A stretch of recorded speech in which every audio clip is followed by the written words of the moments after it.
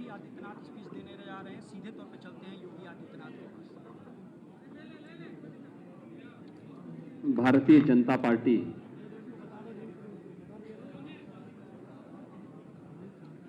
और सहयोगी दल अपना दल है निषाद राज पार्टी इस विधायक दल की आज की इस बैठक में केंद्रीय पर्यवेक्षक के रूप में यहां पर उपस्थित देश के यशस्वी गृह और सहकारिता मंत्री माननीय श्री अमित शाह जी,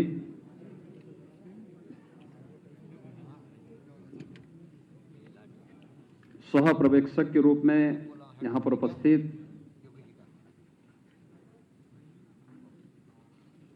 भारतीय जनता पार्टी के राष्ट्रीय उपाध्यक्ष सम्मान्य श्री रघुवर दास जी, उत्तर प्रदेश के चुनाव के प्रभारी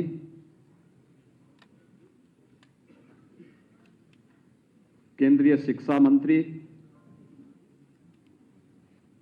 माननीय श्री धर्मेंद्र प्रधान जी, उत्तर प्रदेश के संगठन के प्रभारी पूर्व केंद्रीय मंत्री माननीय राधा मोहन सिंह जी, भारतीय जनता पार्टी के प्रदेश के अध्यक्ष माननीय श्री स्वतंत्र देव सिंह जी, अपना दल एस के राष्ट्रीय अध्यक्ष श्री आशीष सिंह पटेल जी, निषाद पार्टी के अध्यक्ष डॉक्टर संजय निषाद जी, मेरे वरिष्ठ सहयोगी के रूप में जिन्होंने 5 वर्षों तक निरंतर प्रदेश में सुरक्षा सुशासन की स्थापना करने में अपना योगदान दिया, श्री केशव प्रसाद मौर्य जी, डॉक्टर दिनेश शर्मा जी,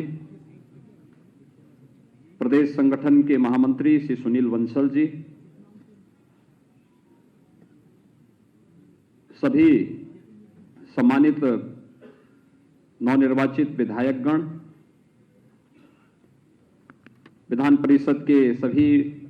माननीय सदस्यगण, भारतीय जनता पार्टी के अन्य सम्मानित पदाधिकारी और उपस्थित भाइयों बहनों, मैं सबसे पहले आदरणीय प्रधानमंत्री जी का, अपने केंद्रीय पर्यवेक्षक माननीय गृह मंत्री जी का, सह पर्यवेक्षक और पूरी पार्टी का हृदय से आभार व्यक्त करता हूं कि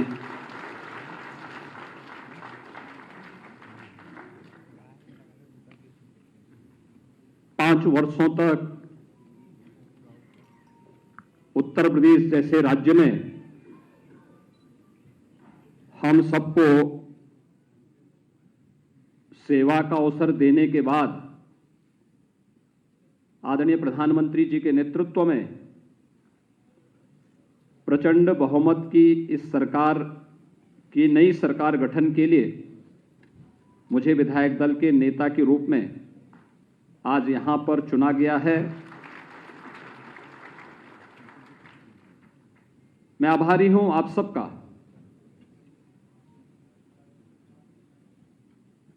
इस प्रस्ताव का यहां पर जो प्रस्ताव प्रस्तुत किया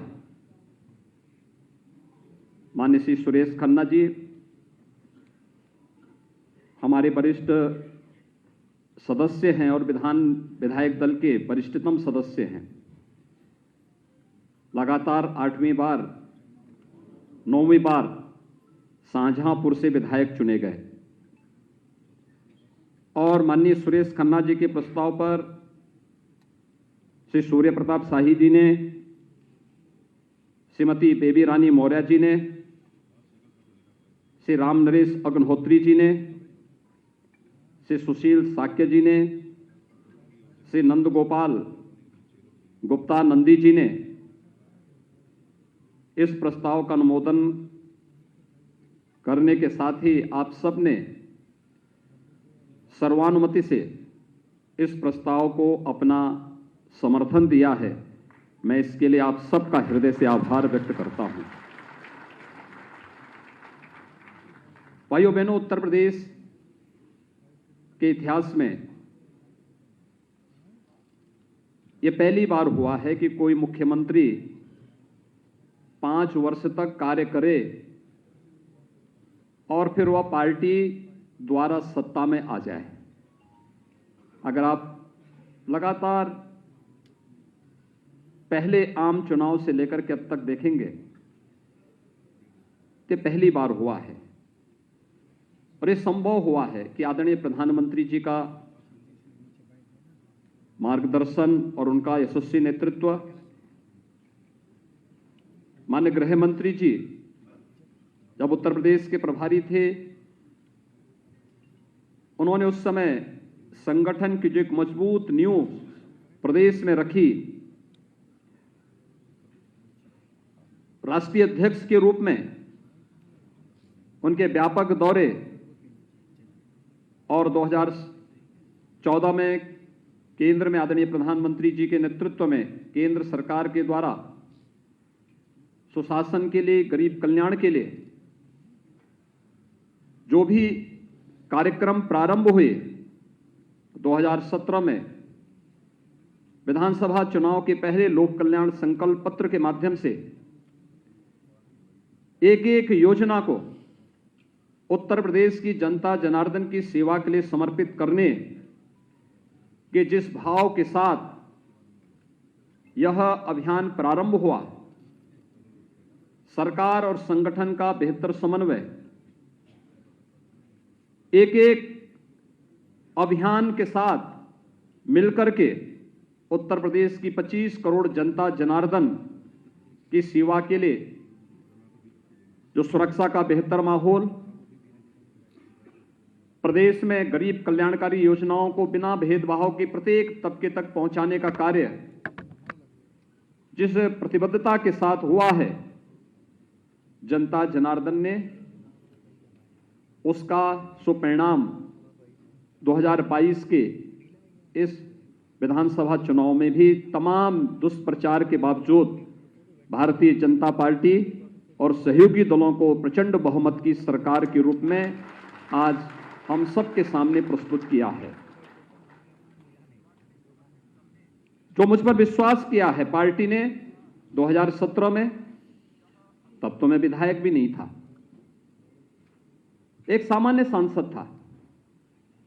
मेरे पास कोई प्रशासनिक अनुभव नहीं था, मैं शासन के किसी भी दायित्व का तब तक निर्वहन नहीं किया था, लेकिन एक अभिभावक के रूप में आदरणीय प्रधानमंत्री जी ने, आदरणीय गृह मंत्री जी ने, उस समय राष्ट्रीय अध्यक्ष के रूप में एक एक शासन की सुशासन के बारे में कैसे हमें इस अभियान को आगे बढ़ाना है, उस अभियान को आगे बढ़ा करके पूरी प्रतिबद्धता के साथ उत्तर प्रदेश जैसे राज्य में सुरक्षा की कोई बात करे, कानून का राज हो इसकी बात करे, उत्तर प्रदेश के लोगों के लिए एक सपना था। लेकिन उस सपने को हकीकत में हम बदल पाए क्योंकि इन महापुरुषों का एक अभिभावकत्व जैसा संरक्षण हम सब के ऊपर था और उसको हम लोगों ने प्रभावी ढंग से प्रदेश में लागू करने में हमें सफलता प्राप्त हुई। उसके परिणाम भी आए। उत्तर प्रदेश जैसे राज्य में व्यापक निवेश हुए। उत्तर प्रदेश में रिफॉर्म की बात हो सकती है, उत्तर प्रदेश में विकास की बात हो सकती है, उत्तर प्रदेश जैसे राज्य में भी सुशासन की बात हो सकती है और उत्तर प्रदेश जैसी घनी आबादी का राज्य देश के अंदर मॉडल के रूप में प्रस्तुत हो सके, इसलिए संभव हुआ क्योंकि एक टीम वर्क पर संरक्षण था आदरणीय प्रधानमंत्री जी का, आदरणीय गृह मंत्री जी का, हमारे केंद्रीय नेताओं का, और एक अभिभावक के रूप में समय समय पर जिस रूप में बिना भेदभाव के शासन की योजनाओं को प्रत्येक नागरिक तक पहुंचाने के इस अभियान को हम लोगों ने आगे बढ़ाया, वो हम तभी संभव हो पाया। अन्यथा हम तो अनगढ़ लोग थे, कोई भी जानकारी नहीं थी। एक सांसद के रूप में हर व्यक्ति जान सकता है, एक सांसद अपनी बात को रखता है, संसद में रख सकता है, लेकिन शासकीय कार्य कैसे संपादित होने हैं, प्रशासन की व्यवस्था का संचालन कैसे होना है, बिना भेदभाव के शासन की योजनाओं को जब हम एक सांसद के रूप में रहते तो अपने संसदीय क्षेत्र तक सीमित रहते हैं, लेकिन जब एक उत्तर प्रदेश जैसे राज्य के मुख्यमंत्री के रूप में हमें कार्य करना हो तो उस समय अपनी भूमिका का निर्वहन किस रूप में करना है, यह एक बड़ी जिम्मेदारी होती है। और उस जिम्मेदारी का निर्वहन किस रूप में किया जाना चाहिए,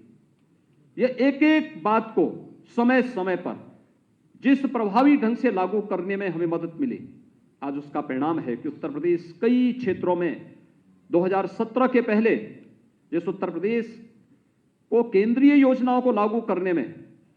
या स्वयं की कोई योजना तो होती नहीं थी, लेकिन केंद्रीय योजनाओं को भी लागू करने में जिसकी भूमिका सबसे पीछे होती थी, जिसके कारण केंद्रीय योजनाएं देश के अंदर कहीं ना कहीं उनके मार्ग में उत्तर प्रदेश एक बैरियर दिखाई देता था, आज उत्तर प्रदेश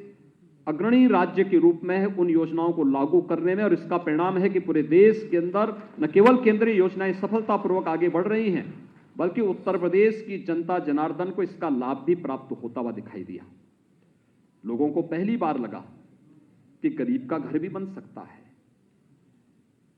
पहली बार लगा कि पैसा सीधे गरीब के खाते में जा सकता है, पहली बार लगा कि उत्तर प्रदेश जैसे राज्य में पर्व और त्योहार शांतिपूर्ण तरीके से मनाए जा सकते हैं, पहली बार लगा उत्तर प्रदेश दंगा मुक्त राज्य बन सकता है, और पहली बार लगा है कि एक गरीब को भी फ्री में उत्तर प्रदेश के अंदर राशन प्राप्त हो सकता है। कोरोना कालखंड में 15 करोड़ लोगों को महीने में 2 बार राशन मिलना, केंद्र शासन की ओर से भी और राज्य शासन की ओर से भी एक सपना था, क्योंकि यहां पर तो खाद्यान्न घोटाला हुआ करते थे। लेकिन आज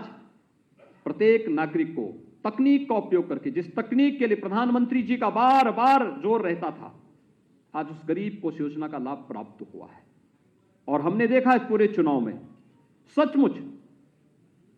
जनता भले ही प्रतिक्रिया व्यक्त न करती हो, लेकिन वक्त आने पर उसका जवाब जरूर देती है। और इस चुनाव में भारतीय जनता पार्टी को तमाम दुष्प्रचार के बाद विपक्ष और जितने भी ऐसे लोग थे देश और दुनिया में जो भारत की सुरक्षा, भारत की संप्रभुता या फिर भारत के हित के संवर्धन में सदैव आड़े बनते हैं, वे सब किसी न किसी रूप में इस चुनाव को प्रभावित करने की दृष्टि से उत्तर प्रदेश में हस्तक्षेप करने की मुद्रा में थे। लेकिन आदरणीय प्रधानमंत्री जी के प्रति अटूट विश्वास, सबका साथ, सबका विकास, सबका विश्वास और सबका प्रयास का जो ये मूल मंत्र है, इस मूल मंत्र ने अपना असर दिखाया और जनता जनार्दन ने कहा कि नहीं, हम अब वंशवाद की राजनीति में नहीं, हम अब जातिवाद और उन संकीर्ण राजनीतिक दायरों से ऊपर उठ करके राष्ट्रवाद, विकास और सुशासन के लिए अपना समर्थन देंगे। और जनता जनार्दन ने आपने देखा होगा गांव गांव में गरीब की झोपड़ी से लेकर के एक सामान्य इंसान, माताएं बहनें हो, बेटियां हो या युवा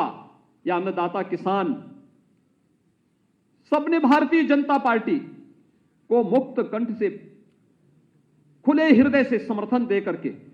सारे के सारे उन दुष्प्रचारों को दरकिनार करते हुए केवल और केवल एक विश्वास के साथ कि मोदी है तो मुमकिन है, और इस भाव के साथ जनता जनार्दन ने अपना समर्थन भारतीय जनता पार्टी और सहयोगी दल को दिया। और जिसका परिणाम है कि 2/3 से अधिक समर्थन लेकर के भारतीय जनता पार्टी एक बार फिर से अपने सहयोगी दल के साथ आज फिर से सरकार बनाने की ओर अग्रसर है। भाइयों बहनों, यह एक बड़ी जिम्मेदारी भी है। सत्ता प्राप्त करना एक प्रतिष्ठा का विषय नहीं, हम सब की परीक्षा के दौर से आगे बढ़ने के लिए भी हमें सतर्क रहने के लिए प्रेरित करता है। यह परीक्षा हम जनता जनार्दन की अदालत में कितने अपने आप को खरा उतार सकते हैं। योजनाओं का लाभ बेहतर समन्वय के माध्यम से और डबल इंजन की सरकार का जो प्रधानमंत्री जी का मंत्र था, उसको जनता ने खुले हृदय से अपना समर्थन किया है, खुले हृदय से उसको अंगीकार किया है।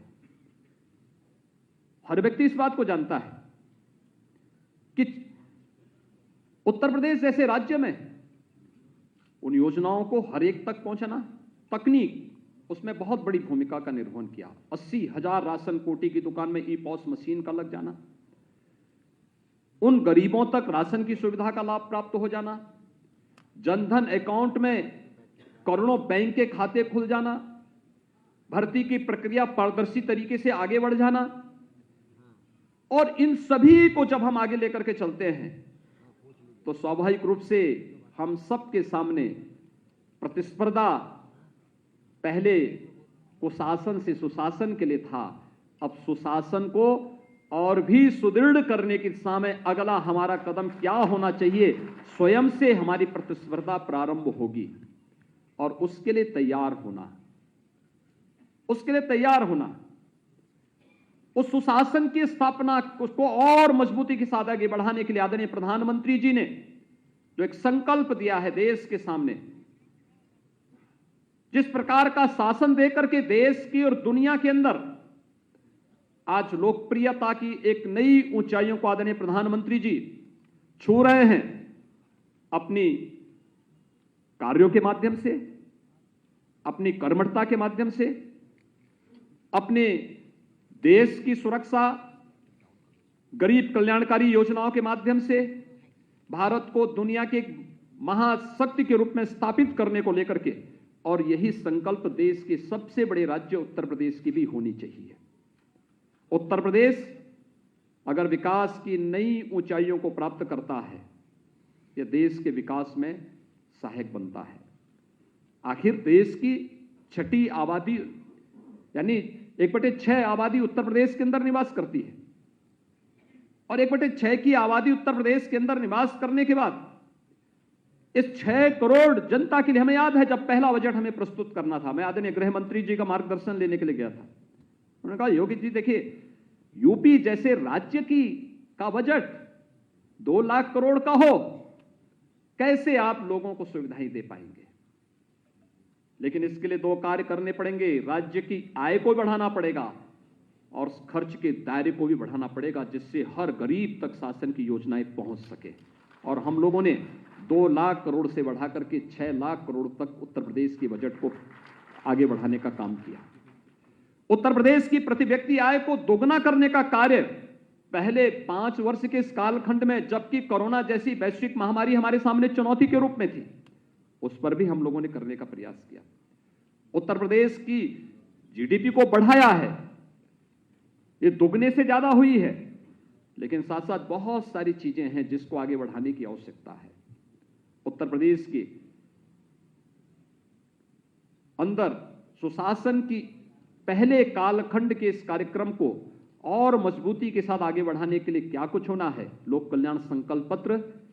पार्टी ने चुनाव के ठीक पहले जारी किया है। और यही नहीं, युवाओं के लिए, अपनी माताओं बहनों के लिए, अन्नदाता किसानों के लिए, समाज के प्रत्येक तबके के लिए और उत्तर प्रदेश की जो पहचान है उस आस्था का सम्मान करने के लिए बहुत कुछ अभी हासिल करना बाकी है, जिसको और मजबूती के साथ आगे बढ़ाने की आवश्यकता है। उन आप जो अपेक्षाएं उत्तर प्रदेश की जनता जनार्दन की हैं, उन अपेक्षाओं पर, उन आकांक्षाओं की पूर्ति करने के लिए हम सबको प्राणपण से जुट करके काम करना होगा, मिलकर के कार्य करना होगा, एक टीम वर्क के रूप में काम करना होगा, मिलकर के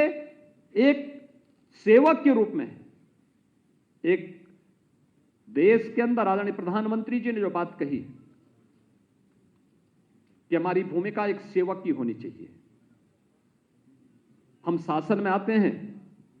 मालिक बनने की भूल कभी न करें। एक सेवक के रूप में बहुत है, हम उस व्यवस्था के कस्टोडियन के रूप में हमारी भूमिका होनी चाहिए। पार्टी ने एक व्यवस्था दी, उस व्यवस्था के तहत हम उस कार्यक्रम को आगे बढ़ाएंगे। पार्टी की व्यवस्था होगी, उस व्यवस्था के तहत हम अपना योगदान देंगे और पूरी प्रतिबद्धता के साथ, पूरी ईमानदारी के साथ उसको आगे बढ़ाना, यह हमारा लक्ष्य होना चाहिए। उत्तर प्रदेश तमाम मामलों में आज अग्रणी राज्य के रूप में देश के अंदर उभर करके आया है। उत्तर प्रदेश को देश की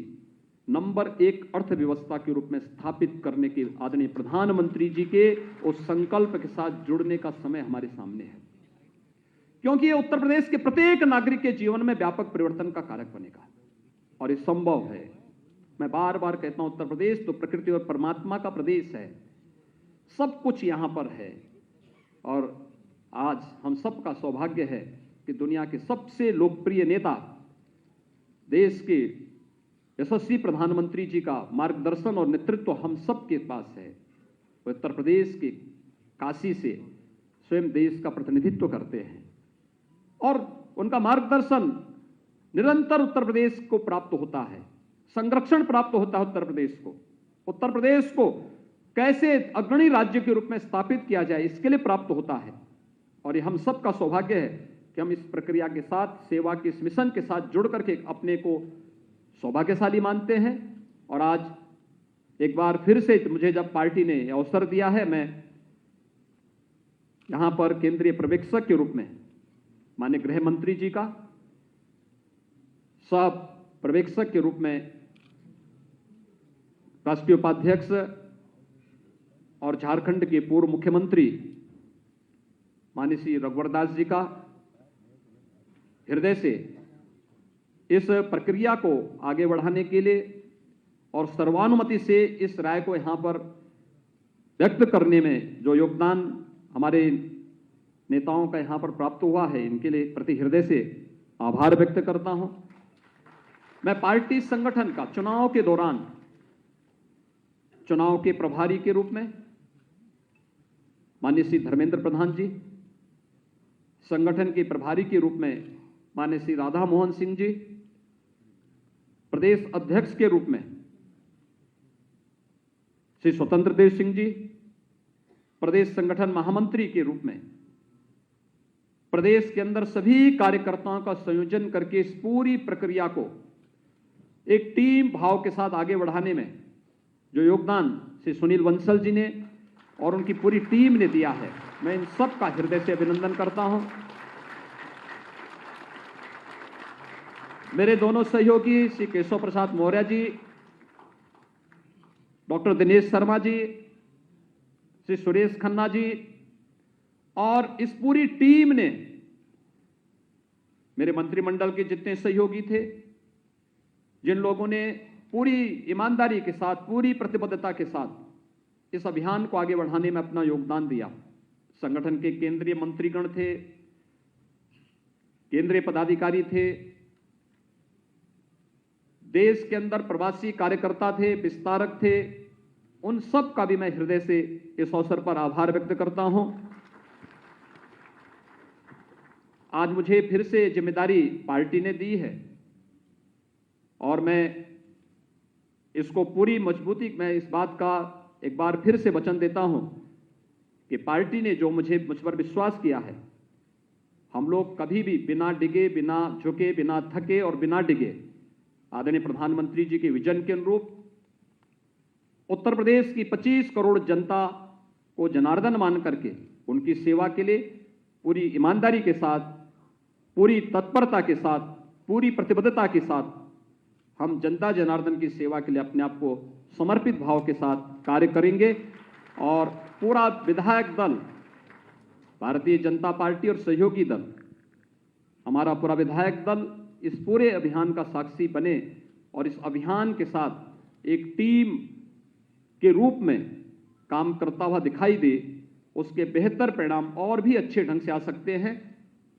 कोरोना कालखंड में चुनाव संपन्न हुआ है, एक बड़ी चुनौती थी और फ्री में वैक्सीनेशन के कार्यक्रम को जिस रूप में उत्तर प्रदेश ने प्राप्त किया है, हम इसके लिए आदरणीय प्रधानमंत्री जी के आभारी हैं। देश के अंदर 175 175 करोड़ वैक्सीन की डोजेस लगी हैं और उत्तर प्रदेश में अब तक लगभग 29 करोड़ 70 लाख वैक्सीन की डोजेज अब तक उत्तर प्रदेश के अंदर प्राप्त हुई हैं। थर्ड वेव पूरी तरह समाप्त हो चुका है, लेकिन हमें फिर भी सतर्क रहना होगा। कोरोना कालखंड में इस सदी की सबसे बड़ी महामारी के दौरान जो उत्साह आप सबके प्रति, पार्टी के इस पूरे अभियान के प्रति जनता जनार्दन ने व्यक्त किया है, मैं उत्तर प्रदेश की जनता जनार्दन का इसके प्रति हृदय से अभिनंदन करता हूं, हृदय से आभार व्यक्त करता हूं कि उन्होंने चुनाव प्रचार में और पूरी प्रक्रिया के साथ, पूरी मजबूती के साथ भाग लेकर के इस पूरे अभियान को आगे बढ़ाया है। अपने दोनों सहयोगी दल, अपना दल है और निषाद पार्टी, अपने इन दोनों नेताओं का, इनसे जुड़े हुए सभी पदाधिकारी और कार्यकर्ताओं का भी हृदय से मैं धन्यवाद करता हूं, जिन लोगों ने इस पूरी प्रक्रिया के साथ भारतीय जनता पार्टी के साथ कदम से कदम मिलाकर के चुनाव जिताने में अपना योगदान किया है। मैं एक बार फिर से भारतीय जनता पार्टी, विधायक दल और हमारे सहयोगी दल ने जो आज फिर से मुझे ये जिम्मेदारी दी है, मैं पूरी ईमानदारी के साथ, पूरी प्रतिबद्धता के साथ इस दायित्व के निर्वहन करने के लिए आपके साथ मिलकर के कार्य करने का पूरा प्रयास करूंगा। आपका एक बार फिर से मैं आदरणीय गृह मंत्री जी का, आज के इस केंद्रीय पर्यवेक्षक के रूप में माननीय गृह मंत्री जी, सह पर्यवेक्षक के रूप में माननीय श्री रघुवर दास जी का मैं हृदय से आभार व्यक्त करते हुए अपनी वाणी को यहीं पे विराम देता हूं। धन्यवाद। जय हिंद। बहुत बहुत धन्यवाद माननीय मुख्यमंत्री जी। अब मैं आमंत्रित करता हूं इस देश के यशस्वी गृह मंत्री और 2014 से लगातार उत्तर प्रदेश के चुनाव में बार बार कल्पनाओं से परे नतीजे लाने में जिनका महत्वपूर्ण योगदान और मार्गदर्शन हम सब लोगों को मिला है, एक कार्यकर्ताओं की एक बड़ी संख्या और सशक्त भाजपा बनाने में जिनका महत्वपूर्ण योगदान उत्तर प्रदेश में हम सब कार्यकर्ताओं को जिनका आशीर्वाद मिला है, ऐसे इस देश के यशस्वी गृह मंत्री और भारतीय जनता पार्टी के पूर्व राष्ट्रीय अध्यक्ष आदरणीय अमित शाह जी को मैं आमंत्रित करता हूं कि वो आए और हम सब का मार्गदर्शन करें। आदरणीय अमित शाह जी।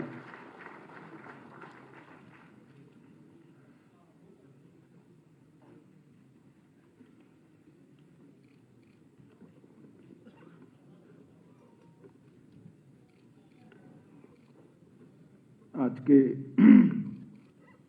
उत्तर प्रदेश भारतीय जनता पार्टी विधायक दल की बैठक में उपस्थित उत्तर प्रदेश विधायक दल के नवनिर्वाचित नेता श्रीमान योगी आदित्यनाथ जी, जिनके नेतृत्व में चुनाव लड़ा गया, संगठनात्मक नेतृत्व में, ऐसे हमारे भाई स्वतंत्र देव जी, इस चुनाव में भारतीय जनता पार्टी के राष्ट्रीय अध्यक्ष जी ने जिनको चुनाव जिताने की जिम्मेदारी दी थी, ऐसे देश की शिक्षा मंत्री भाई धर्मेंद्र प्रधान जी, मेरे साथ सह पर्यवेक्षक श्रीमान रघुवर दास जी, उत्तर प्रदेश के संगठन के प्रभारी राधा मोहन सिंह जी, उत्तर प्रदेश के दोनों पूर्व उप मुख्यमंत्री केशव प्रसाद जी, दिनेश मौर्य जी, दिनेश शर्मा जी, हमारे संगठन मंत्री सुनील बंसल जी, भाई सुरेश खन्ना जी, आशीष सिंह जी, संजय निषाद जी, और आज इस बैठक में यहां पर उपस्थित सभी विधायक दल के सदस्य भाइयों और बहनों, आज हम सब के लिए बहुत आनंद का विषय है कि आज उत्तर प्रदेश विधानसभा का एक नया इतिहास लिखने का क्षण इसी सभागार के अंदर हो रहा है। 35 सालों से कभी भी एक पार्टी को दूसरी बार पूर्ण बहुमत नहीं मिला है। भारतीय जनता पार्टी अकेली एक ऐसी पार्टी है जिसने दोनों बार 2/3 से ज्यादा बहुमत के साथ जनता का समर्थन हासिल किया। उत्तर प्रदेश की स्थापना से लेकर अब तक कोई भी मुख्यमंत्री अपने शासन के आधार पर फिर से एक बार जनादेश लेकर मुख्यमंत्री नहीं बन पाए। कारण क्या होगा इसकी मीमांसा में जाने का दिन नहीं है, परंतु हम सब के लिए आनंद का विषय है कि भारतीय जनता पार्टी के नेता श्री योगी आदित्यनाथ जी को उत्तर प्रदेश की जनता ने दूसरी बार मुख्यमंत्री के रूप में चुनने का काम किया। ठीक है, आज हम सब मिलकर योगी जी को निर्विरोध विधायक दल के नेता के रूप में आप सबने चुना है, परंतु चुनाव की शुरुआत से जब से सदस्यता अभियान चालू हुआ तब से मैं ही आया था। पार्टी ने घोषणा की थी कि योगी जी के नेतृत्व में हम चुनाव लड़ेंगे और उसके बाद जनता ने फिर से एक बार 2/3 से ज्यादा बहुमत से हमें जिताया है और योगी जी को फिर से एक बार मुख्यमंत्री बनाया। मित्रों, उत्तर प्रदेश एक प्रकार से कई सालों से अस्थिरता का केंद्र रहा, राजनीतिक अस्थिरता का केंद्र रहा। आजादी के शुरुआती समय के बाद यहां पर धीरे धीरे मूल्यों का भी क्षरण हुआ और राजनीतिक विचारधाराओं का भी क्षरण होता गया और परिणाम स्वरूप जातिवादी और परिवारवादी पार्टियां उत्तर प्रदेश में पनपती गई, पलती गई, बढ़ती गई और उसी के कारण एक राजनीतिक अस्थिरता का माहौल बहुत लंबे समय से 2014 तक चला। 2014 के आम चुनाव में जब भारतीय जनता पार्टी ने तय किया कि भारतीय जनता पार्टी की ओर से प्रधानमंत्री पद के प्रत्याशी गुजरात के उस वक्त के मुख्यमंत्री श्री नरेंद्र मोदी होंगे और उस घोषणा के साथ ही समग्र देश के अंदर एक चेतना जागृत हुई थी। समग्र देश के अंदर एक खुशी और आशा की लहर दौड़। मैं उस वक्त उत्तर प्रदेश का प्रभारी था। मुझे ठीक याद है ये घोषणा के साथ ही उत्तर प्रदेश के कार्यकर्ताओं के अंदर भी एक खुशी की लहर। मैं जब प्रभारी बना तब एक घोषणा नहीं हुई। घोषणा के बाद आम कार्यकर्ता भी बोलने लगा था कि इस बार 65 के पार सीटें जीतेंगे और जिस प्रकार से मोदी जी के नेतृत्व में चुनाव अभियान चला 2014 में भारतीय जनता पार्टी को उत्तर प्रदेश की जनता ने भोले शंकर की तरह कृपा कर 73 सीटों के साथ जिताने का काम। और पहली बार भारतीय जनता पार्टी के कार्यकर्ता के मन में एक विश्वास जगा कि अगर 14 के चुनाव में 73 सीटें जीत सकते हैं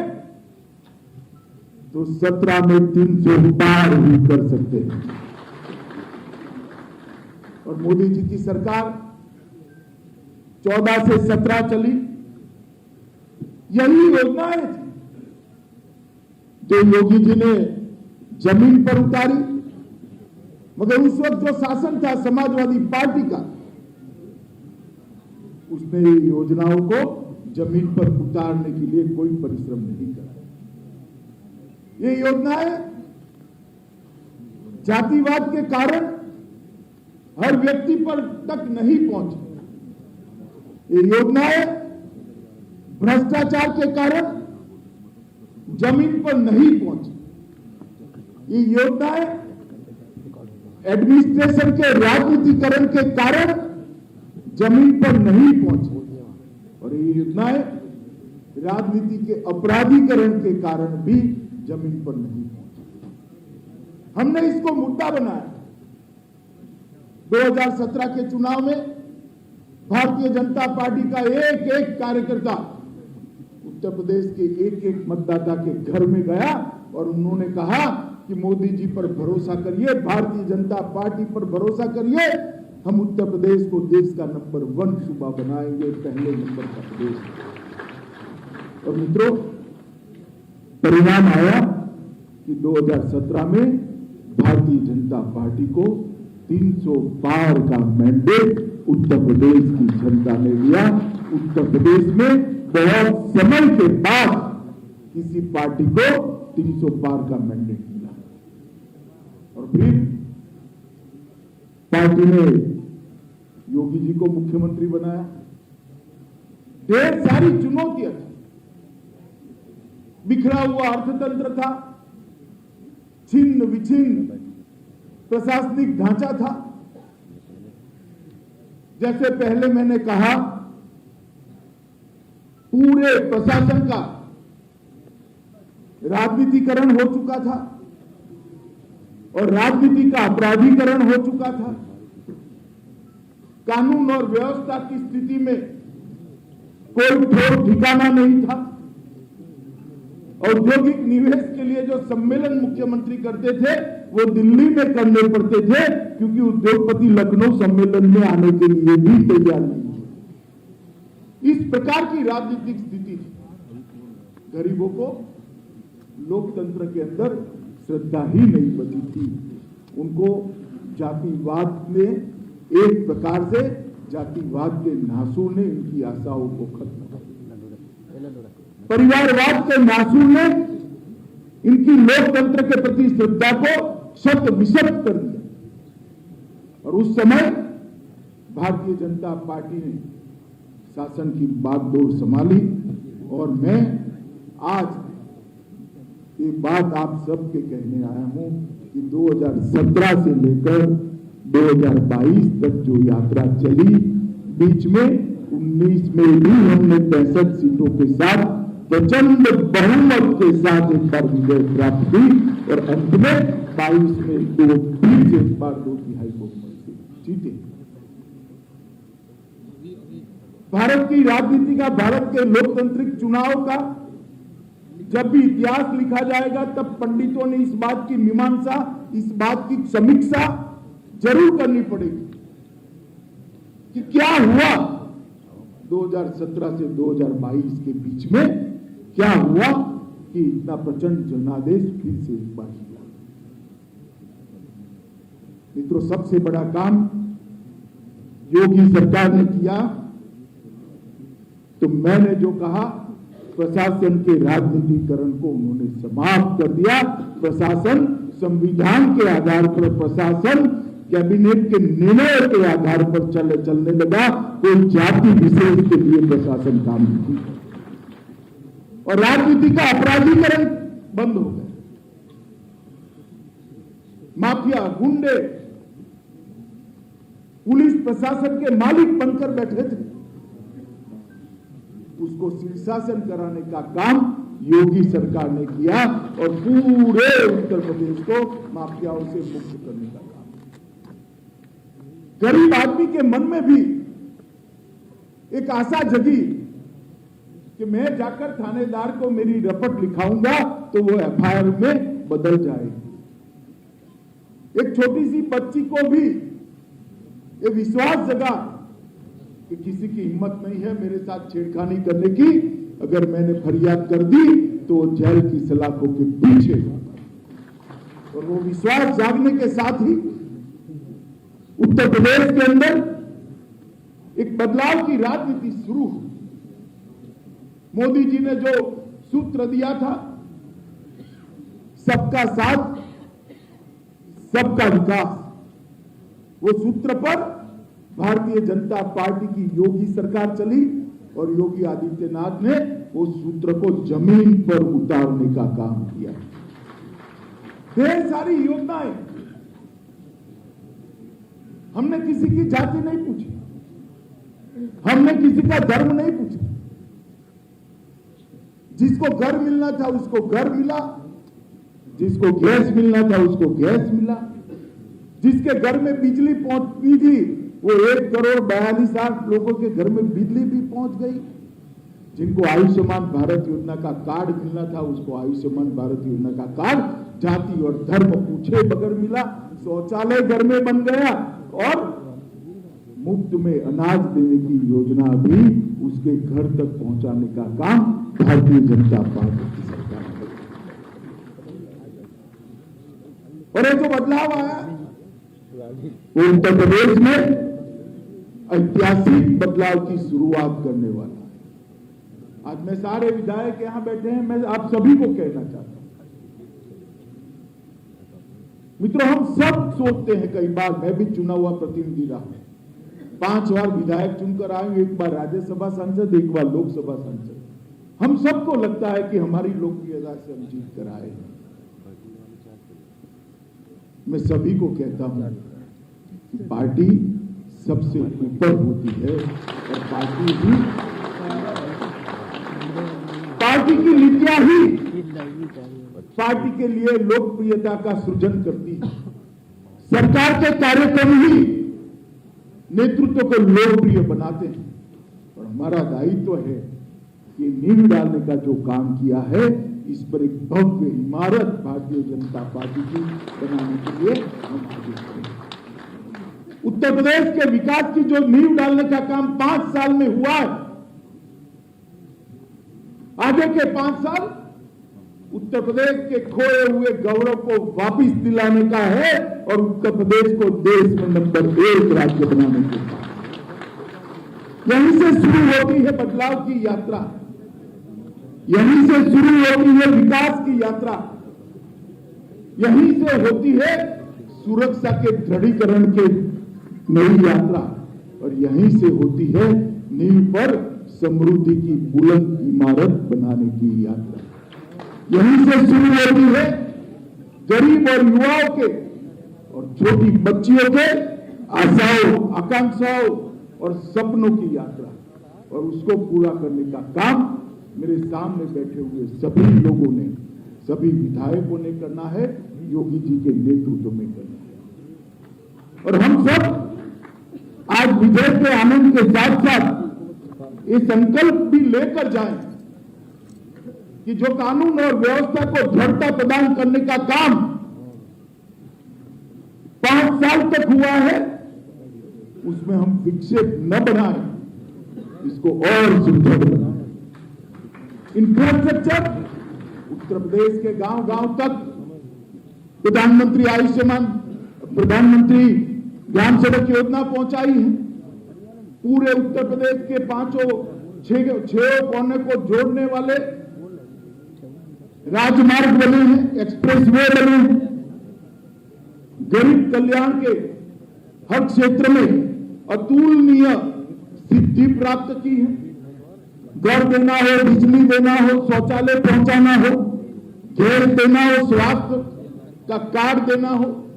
मुफ्त में अनाज पहुंचाना हो या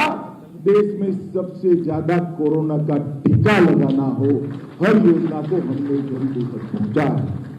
ये यात्रा भी हमारी चालू रहनी चाहिए। यहां पर अच्छे राजनीतिक माहौल और कानून और व्यवस्था की परिस्थिति के कारण इन्वेस्टमेंट आने की शुरुआत, यही इन्वेस्टमेंट से राजस्व आएगा और यही राजस्व से फिर से योजनाएं बनकर गरीब को आगे बढ़ाने का काम करें। इन्वेस्टमेंट के माहौल को, निवेश के माहौल को और मजबूत बनाने का काम भारतीय जनता पार्टी के एक-एक कार्यकर्ता और एक-एक विधायक ने करना है। मित्रों, मुझे ठीक याद है 2017 में देश की 9वें नंबर की अर्थव्यवस्था था उत्तर प्रदेश। एक 5 ही साल में उसको दूसरे नंबर पर योगी सरकार ने लाया और हम सब ने सरकार आने वाले दिनों में जिन जिन को जिम्मेदारी मिले उसने संकल्प करना है कि 1 नंबर की अर्थव्यवस्था देश की उत्तर प्रदेश जल्द से जल्द बने। मित्रों, हम सब सौभाग्यशाली है कि मोदी जी जैसा एक व्यापक दृष्टिकोण रखने वाला नेतृत्व हमें मिला। मोदी जी जैसा एक दूरदर्शी नेतृत्व मिला, एक परिश्रमी नेतृत्व मिला, एक गरीबों के प्रति संवेदना रखने वाला नेतृत्व मिला। देश की सुरक्षा को सुदृढ़ करने के लिए अहर्निश प्रयास करने वाला एक नेतृत्व मिला है और भारतीय जनता पार्टी को हर बूथ तक पहुंचाने की प्रेरणा देने वाला नेतृत्व भी श्री नरेंद्र मोदी। और यहां पर योगी जी ने मोदी जी के हर कार्यक्रम जमीन पर सफलतापूर्वक परिश्रम के साथ उतारा। एक 5 साल में कोई एक सरकार इतना बड़ा परिवर्तन कर सकती है, मुझे लगता है इसका डॉक्यूमेंटेशन नहीं हुआ और उसके डॉक्यूमेंटेशन को लोगों ने नहीं पढ़ा तो कोई मान ही नहीं सकता। इतना हर क्षेत्र के अंदर विकास हुआ है, चाहे स्वास्थ्य का क्षेत्र हो, चाहे खेल का हो, चाहे इंफ्रास्ट्रक्चर का हो, चाहे 24 घंटा बिजली पहुंचाने की बात। तो 40 मेडिकल कॉलेज का जब हम लिखते थे वहां पर घोषणा पत्र में, तब श्री भूपेंद्र यादव मेरे साथ था कि 40 ही लिख दूं क्या, ऐसा पूछा था। आज मुझे आनंद है 40 मेडिकल कॉलेज बनाने का काम संभाला। ये परिवर्तन जो उत्तर प्रदेश के अंदर आया है, ये भारतीय जनता पार्टी के नीतियों को सुचारू रूप से योगी जी ने नीचे तक पहुंचाया, इसके कारण। नरेंद्र मोदी जी ने जो योजनाओं का रेखांकन किया राष्ट्रीय स्तर पर, उसको जमीन तक, गरीब की झोंपड़ी तक पहुंचाने का एक भव्य पुरुषार्थ हुआ, पारदर्शी पुरुषार्थ हुआ। इसके कारण ये परिणाम मिला और आज आप सभी लोग चुनाव जीतकर यहां आए हैं और फिर से एक बार उत्तर प्रदेश के विधानमंडल के सदस्य भी बने। आने वाले 5 साल न सिर्फ उत्तर प्रदेश के विकास के लिए, क्योंकि उत्तर प्रदेश देश का सबसे बड़ा सूबा है। उत्तर प्रदेश के विकास के बगैर देश का विकास क्षेत्र की दृष्टि और जनसंख्या की दृष्टि से संभव ही नहीं। उत्तर प्रदेश का विकास एक प्रकार से देश के विकास के साथ जुड़ा है। प्रदेश में फिर से आप लोगों ने आज श्री योगी आदित्यनाथ जी को अपना नेता चुनकर कल उनका शपथ ग्रहण समारोह और एक और 5 साल उत्तर प्रदेश की जनता का सेवा करने का मौका हम सभी को ईश्वर ने भी दिया है, जनता ने भी दिया है। और मोदी जी का नेतृत्व तो है ही।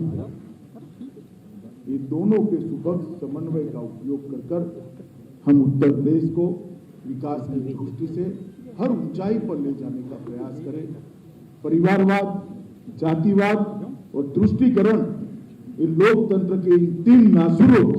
उत्तर प्रदेश के अंदर समाप्त करने का काम भारतीय जनता पार्टी के करोड़ों कार्यकर्ताओं ने किया है। ये यात्रा को भी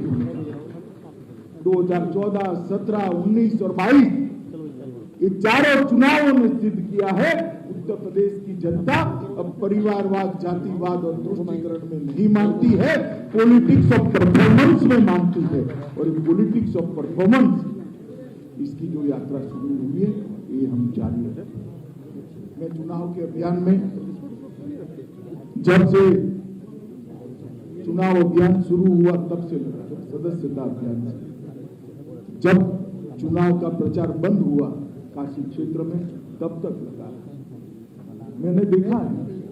उत्तर प्रदेश के अभिनव कार्यकर्ता दिन रात अपने कुर्ते का कलर भी बदल जाए इतनी मिट्टी खाते हुए जन जन का संपर्क करने का काम,